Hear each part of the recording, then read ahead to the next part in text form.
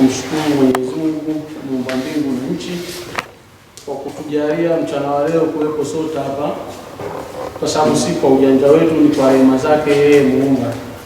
Wako wenzetu ambao tungetarajia kuungana nao hapa, lakini kwa namna moja au nyingine hawapo hapa. Lakini shukrani za pekee nizipeleke kwenu waratibu elimu kata wote wa wilaya ya Tunduru. Hili jambo mlilofanya ni kubwa sana na kubwa mno, kiasi ambacho sisi mliotualika kuja hapa kuja kupokea ripoti yenu, tuseme kuwa ripoti tumeichukua na tutakwenda kuifanyia kazi, hatutaiacha ipite hivi.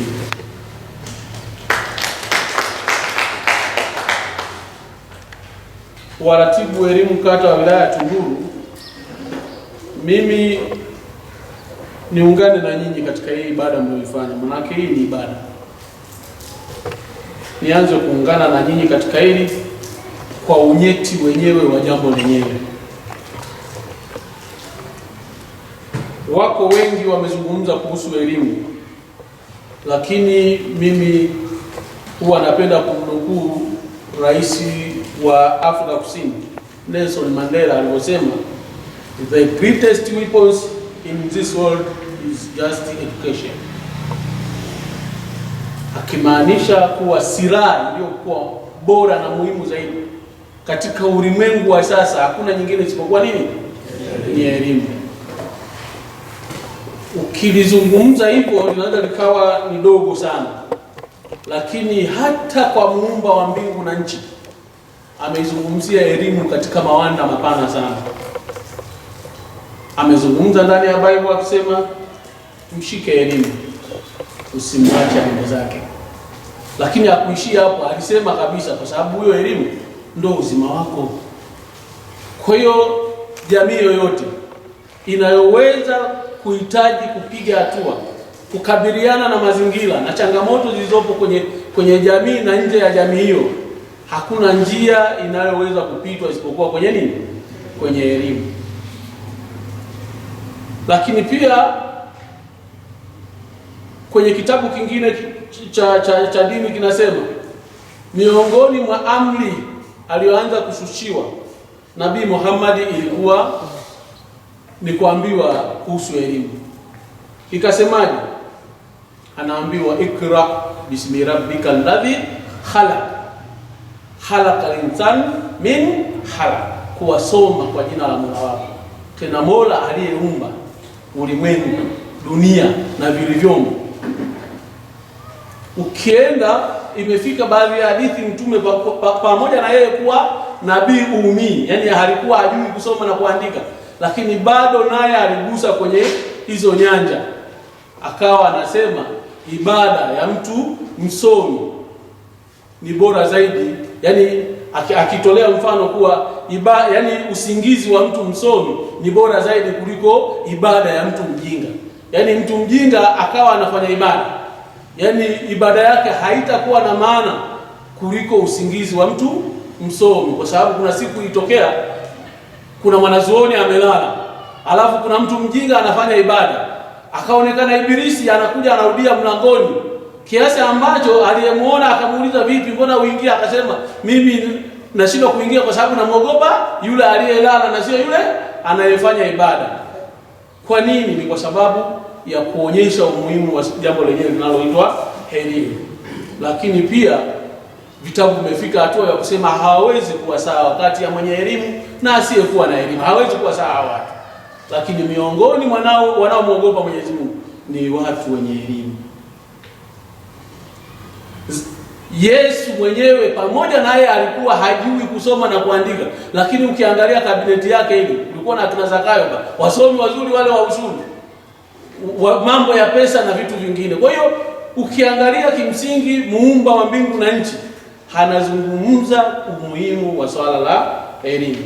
Niwapongezeni sana kwa hili, lakini pia niwaombe jambo jingine la ziada, tuende mbali zaidi hapa. Hii ripoti ukiangalia imegusa kipengele kidogo sana kwenye hili sakata la nini? La elimu. Bado tuna kazi kubwa. Sijajua mnaogopa nini? Mmekuja kama kwa kuvizia hivi. Twende tueleze changamoto zinazotukabili na tuone namna ya kutoka pale tulipofika. Huu mfuko kimsingi bado, yani lengo la kuanzishwa kwake na ukiangalia tulipofikia, huu mfuko bado haujatusaidia kwa kiasi kikubwa. Kwa hiyo tuende tuseme ukweli. Tuseme ukweli, tuonyeshe tobo, tuonyeshe changamoto zilizopo na tuone namna ya kutoka. Yaani anayehudumu huu mfuko kwa hali iliyoko Tunduru, yaani hakuna tofauti na mtu anayekula mali za yatima. Au nyinyi mnasema? Yaani hebu rudi. Serikali kuu ina donate kwenye swala la elimu. Halmashauri yenyewe pia ina 40% inayotakiwa iende pia na kwenye elimu. Lakini tuna mfuko wa elimu, wananchi masikini ambao wengine wanapata mlo mmoja. Tukitaka kujua watu wako kwa changamoto kubwa, nenda kwa mikutano iliyoikuliwa juzi ya TASAF ile, uone watu wameshindwa kwenda mashambani siku 4 nzima, yani kugombea na yeye pengine atakuwa anapata ile 12 kila baada ya mwezi. Kuonyesha ni watu maskini wenye kiwango cha chini sana cha maisha. Haya, wana donate pengine wajukuu zao, watoto wao waweze kufika kwenye hali ambayo kidogo itakuwa ina uhai, washindane na watu wengine huko duniani. Alafu kwa namna moja au nyingine unakuta malengo hayafikiwi. Ndugu zangu, mimi niwaombe, ili mlolifanya ni kubwa sana na Mwenyezi Mungu atawalipa. Kwa Mwenyezi Mungu hakuna kujitolea. Kwa Mwenyezi Mungu hakuna kujitolea. Kwa hiki mkifanya mtalipa, na wanaohujumu mfuko huu pia watalipa. Mwenyezi Mungu hawezi kuacha hivi hivi. Kwa namna moja au nyingine haiwezekani. Kwa sababu tayari sisi, yani kama mkoa huu, sisi tulitakiwa tuwe wa kwanza katika kila yani nenda kwenye rekodi, ukisoma sehemu zenye madawati machache mkoa wa Ruvuma ya kwanza wilaya ya Tunduru. Ukisoma yenye vyoo vichache yenye uhaba mkubwa wa vyoo wilaya ya Tunduru. Ukisoma madarasa machache wilaya ya Tunduru. Yani ina maana kwenye swala la elimu ukiangalia sisi tuko nyuma katika facilities zote zinazotakiwa ziwepo ili shule ifanyeje, iende vizuri, ili watoto wafanyeje, waende vizuri. Kwa hiyo mimi nawaombeni, hii ripoti tunaichukua. Sina nitakacho comment zaidi ya kwenye hii ripoti, ni kwa sababu hii sio ya kukaa nayo tukaijiwekea kuwa ni ya kuisoma. Hii ni ya kwenda kuifanyia kazi. Na mmeenda mbali, mmeonyesha baadhi ya vitu ambavyo kiujumla haviko sawa ili tuweze kutoka. Kwa rekodi za Tunduru, sisi wenyewe tuliamini minyororo sasa hivi imeshakatwa, lakini kumbe imekatwa minyororo ya mikononi, ya miguuni bado imebana, kuhakikisha kuwa hatupigi hata hatua moja mbele. Kimsingi hii ripoti tutaichukua, na makamu mwenyekiti ameshaeleza idara ya elimu msingi. Haya mambo tuyaone kwenye makabrasha. Habari za kuja na peji 2 tu kwenye ripoti zenu, ina maana baadaye ndio zinakuja zinatuzalaulisha sisi waheshimiwa madiwani, kwa sababu sisi tunakwenda kuchangia na kujadili kila ambacho kimeletwa mezani. Sasa kama mmeleta peji moja tu alafu mmezungumza vitu simple ili kutengeneza mazingira ambayo mnaona nyinyi rafiki kwenye position yenu, haitakuwa sawa. Tuone haya mambo kuwa tunaposema tuajiri, basi tuleteeni kuwa bwana, sisi mapendekezo yetu ni haya. Kwa hiyo tunaomba baraka zenu, kama mtaridhia, ina maana tuweze kusimama katika uendeshaji wa halmashauri. Lakini hatuwezi kwenda katika hali hii ambayo shule ina walimu 3 tu, ina wanafunzi zaidi ya 500. Mfano pale Likweso, mimi nimefika juzi, wanafunzi ni zaidi ya 500, walimu 3 na mmoja wao ni mkuu wa shule. Just imagine hawa watu wanafanyaje katika kujigawa, na hapo pia wanatumiwa pia kwenye kazi maalum ambapo kuna muda karibia wote au wawili kati ya 3 wanaondoka kwenda kwenye kazi maalum. Hicho kipindi hawa watoto mnawafanyaje? Katika hali ya kawaida mimi naombeni chonde njooni nayo haya kwenye makabrasha, alafu tuone. Maana mara nyingine mnaweza mkawa mnamtwisha mzigo mtu, kumbe sio mzigo wake. Leteni, vikikataliwa ndio tuseme kuwa tatizo kumbe ni huyu. Sijui naeleweka ndugu zangu? Walete mapendekezo yao, wasikae na hayo mapendekezo, wayalete alafu madiwani wayaone. Wasipopitisha na kuna nini, ndio turudi tuseme tatizo ni madiwani.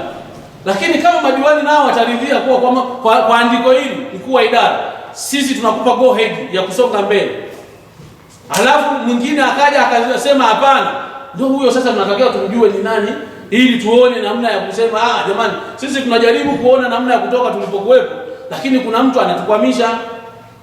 Hapo tutakuwa tuna jambo la kusema. Lakini kumnenea jambo mtu wakati hamjaleta litakuwa ni kama kucheza shere hivi. Kwa hiyo mimi naamini katika hili wala hatutakuwa na mzaha. Naamini waheshimiwa madiwani ndio walioanza kusema, na hawa ni sehemu ya baraza langu la mawaziri ambao ndio wanakuja kunishauri na kunisaidia katika utekelezaji wa haya majukumu. Jamhuri ya Muungano wa Tanzania. Jamani, kila tamu ina chungu yake. Nashukuru kukutana na nyinyi waratibu. Na mimi nilikuwa nawatamani kweli siku moja nije kukutana na nyinyi. Kama msingeniita mimi ningewaita. Ndugu zangu, changamoto ni kubwa. Hii rekodi mlioitoa hapa ni ya miaka 3 au 4. Lakini ukirudi nyuma, sisi tulikuwa tuna ufaulu mzuri sana. Tulikuwa tunacheza kati ya kwenye 2 au 3. Zaidi ya miaka 2, rudi kuanzia 2022 rudi nyuma. Tumeteleza wapi? Wapi tumeteleza? Lakini baadhi yenu waratibu bado mna changamoto, mnaonekana katani kipindi cha mitihani tu, kwa sababu huwa inawalazimu muwepo mcoordinate ile mitihani. Haya ndio tuseme kuwa anahitaji mafuta, anahitaji fasili. Wewe hupo kwenye hizo kata, uwajibikaji wako ukoje? Ripoti zako zinasemaje? Unatuambiaje? Kwa sababu leo hii ukienda sehemu kubwa au baadhi ya walimu wameconcentrate kwenye mambo ya kiuchumi zaidi kuliko hata kazi iliyowaleta kwenye eneo husika. Tunafukuzana nao saa 10 usiku kwenda kupulizia, kurudi mnarudi wote saa 2. Haya saa 2 amebeba madumu kupulizia huko. Alafu saa 2 anarudi pale, aoge, ajiandae kwenda kufundisha, anakuwa amejiandaa muda gani? Lakini ukitembea baadhi ya shule, yaani unafika watoto wamesoma peji 3-4 tu. Na mbaya zaidi kuna kitu mmekizungumza cha makambi. Yaani unakuta walimu wengi wana delay kusubiria kwa watoto hao tukianza makambi ndio tuende tukawakimbize mchaka. Hamtutendei haki. Na nyinyi waratibu mna jukumu kubwa sana katika hicho kipengele. Tusaidiane. Wale watu walioko kule, yani kwa nature ya Kiafrika bila kusimamiwa bado hatujaenda. Yaani wewe ukisizi na mwenyewe na anayehusika chini anasizi. Nitatoa mfano mmoja. Sisemi huyu afanye kazi, lakini approach aliyokuja nayo sio approach inayohitajika Tunduru. Ndio alipokuja hapa, sisi wengine alipohama yule alihamia Mbeya. Mimi binafsi nilikaa na diwani mmoja kaambia basi biashara ya Tunduru kwenye hiki kipengele lazima tukae upya. Itasizi tu. Kuna diwani kwepo hapa shule ya msingi alihamishiwa Mbeya miaka 3-4 iliyopita. Ukimwangalia yule jamaa alikuwa yuko serious na approach yake ndio ilikuwa inahitajika kwa Tunduru kwa wakati ule. Na ukiangalia matokeo yalikuwa yamekaa vizuri. Kila mmoja ana mfumo wake wa kufanya kazi. Lakini hali ya Tunduru tuna mfumo wetu ambao ndio tunatakiwa tuende nao. Ukisizi kwenye hiyo approach hatuwezi kutoboa. Kwa sababu hata jamii huko inahitaji hashi zaidi kuliko kubembelezana. Yako maeneo ambayo yani ukija na approach yoyote unakwenda unafanya kazi na wala uharibu kitu. Yaani unakuta jamii yenyewe imenyoka. Leo ukipelekwa Moshi, Arusha, ukija Iringa, yaani unakuta hivyo, lakini kuna maeneo Dodoma ukiingia kule interior huwezi kwenda na approach sawa na Arusha. Sehemu ambayo yani jamii yenyewe tu imenyoka.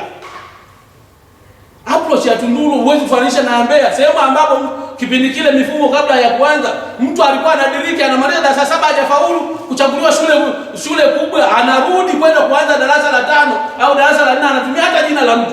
Wako watu wengi sisi tumesoma nao, tumewaona, anarudi kwenda kusoma. Haya Tunduru utamfanya hivyo? Kwa hiyo approach yake ni lazima iwe tofauti na approach ya maeneo ambayo watu tayari wameshasonga. Mtu anaona yani kule kutochaguliwa shule kubwa anaona ni shida. Anakwenda kurudia shule ya msingi. pengine aje kupata posti ya kwenda shule kubwa aweze kufikia malengo. Sehemu hizo zipo, nyinyi mtakuwa mashahidi. Kwa hiyo chonde ndio katika hii ripoti kuna jambo la kufanya.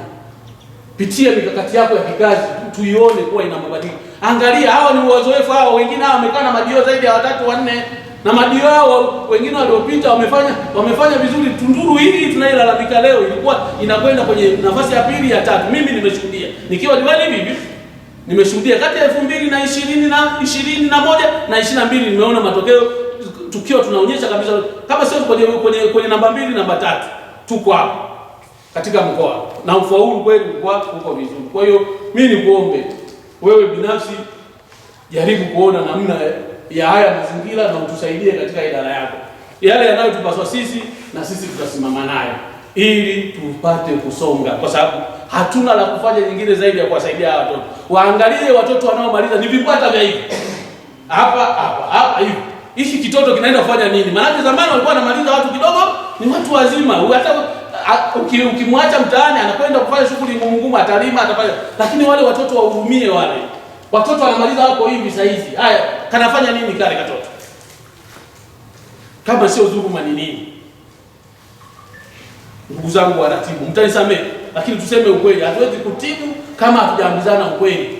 Wengi wenu mnashinda mjini, mnakuja kwenye kata siku za mitihani, mkishaona mitihani hivyo. Yaani mnachokifanya sasa hivi ni kujaza hata baadhi ya taarifa kwenye mfumo, unamwambia mwalimu nimetumiwa hapa kuna moja mbili tatu, haya wanakutumia, una feed, unatuma. Mkuu wa idara anaona kuwa unawajibika, lakini ukweli bado kwenye kata hampo. Kwa sababu tutakujipongeza zaidi. Ninaamini takwimu nilizokuwa nazo pale ofisini naonyesha kata zote zina waratibu isipokuwa kata moja, ambaye naye pia aliyekaimu unamuona kabisa ana deserve kuthibitishwa kuwa mratibu. Kwa hiyo naamini kata zote ndani ya wilaya ya Tunduru zina waratibu. Haya, tunatolea wapi? Kama kuna changamoto ndio hizo tushauriane, watu wa idara, watu wa utawala pamoja na nyinyi wenzetu mnaotusaidia kazi kule. Ndugu zangu, ya kusema yako mengi, lakini baada ya ripoti hii mimi nitapendelea kwa hata baada ya miezi 6 tukutane ili tuone katika yale mlioshauri tumefaulu yepi na yepi yameshindikana. Lakini ingieni, nyinyi ndio wataalamu wenyewe. Ingieni kwenye kufanya research zaidi huko. Msiache, fanyeni, timizeni wajibu wenu huo. Najua tukuwa kweli kwa nature ya Tunduru. Kama tumeanza kuingia hivi, ina maana kuna watu ambao wananufaika na mifumo, wataanza kuwapa kashikashi. Msijali, tusimame, Mwenyezi Mungu atatulipa. Na pengine hata nguvu za wao ni kwa sababu yakiibuliwa na wao pia wataparalyze tu, kwa sababu tuna nia njema na tunataka kuisaidia hii jamii. Hatuna msaada mwingine zaidi ya huo. Mimi ni waahidini kwa kipindi ambacho nitakuwepo kama mwenyekiti, nitawapa full equipment kadiri ya Mungu atakapojalia. Labda iwe sipo, sasa hapo sitakuwa na bima tena.